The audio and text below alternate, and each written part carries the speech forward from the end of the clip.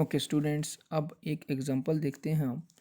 इससे आपका idea clear होगा। ये एग्जांपल आपने कंसंट्रेशन से सीखनी है, समझनी है। कोई प्रॉब्लम आती है तो आपने उसको डिस्कस करना है। ये चीज़ आपको क्लियर होगी तो आगे फंक्शन का कंसेप्ट आपको क्लियर होगा।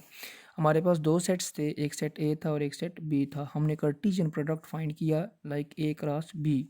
सो this set A is domain and this set B is codomain. ठीक है, तो हमने ए को बी से मल्टीप्लाई किया। ठीक है, ऐसे हमने मल्टीप्लाई किया था। सपोज़ हम एक रिलेशन लिख लेते हैं। रिलेशन आपको आइडिया होना चाहिए कि इसमें से कोई एलिमेंट सबसेट होते हैं। मैं कुछ भी लिख लेता हूँ। सपोज़ मैं एक 1a लिख लेता हूँ, एक ये लिख लेता हूँ, एक 2a लिख लेता हूँ और एक 3c लिख लेता हूँ।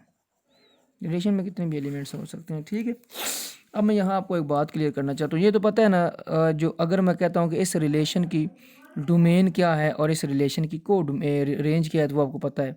अगर मैं लिखता हूँ ना डोमेन ऑफ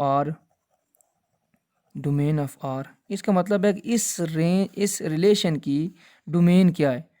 तो डोमेन के एलिमेंट्स कौन से हैं? पहले एलिमेंट्स डोमेन के थे 1 2 3। ठीक है, और रेंज ऑफ आर क्या है? वो आपके पास क्या है? ए और सी, मीन कि ए और सी ये रेंज ऑफ एलिमेंट्स थे, ये रेंज के एलिमेंट्स थे।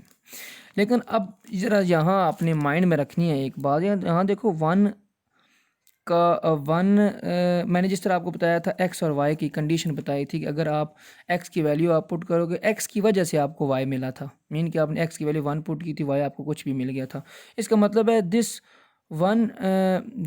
ए depends on this set, this element 1 इस पे डिपेंड कर रहा है। ठीक है, तो यहाँ देखो 1a पे मैप कर गया, तो यहाँ आप इसको ऐसे लिखोगे 1a।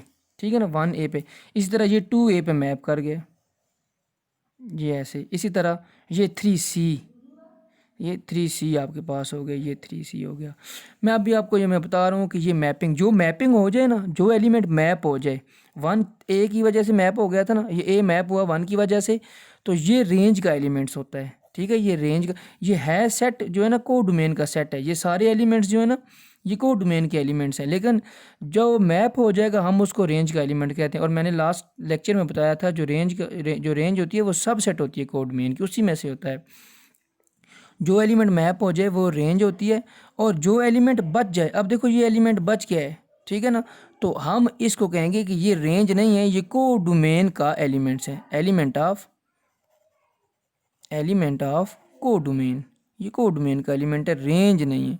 तो रेंज कौन कौन सी है आपके पास? ए और सी, ये रेंज थी। और देख लो ये सबसेट किसकी है? को डोमेन की सबसेट है। को डोमेन का हमेशा ये सबसेट होगी। एक और बात माइंड में रख लो कि जो अब देखो ना 1a था ना, ये जो a है ये इमेज होती है, हम इसको इमेज कहते हैं, इमेज, ये इमेज है।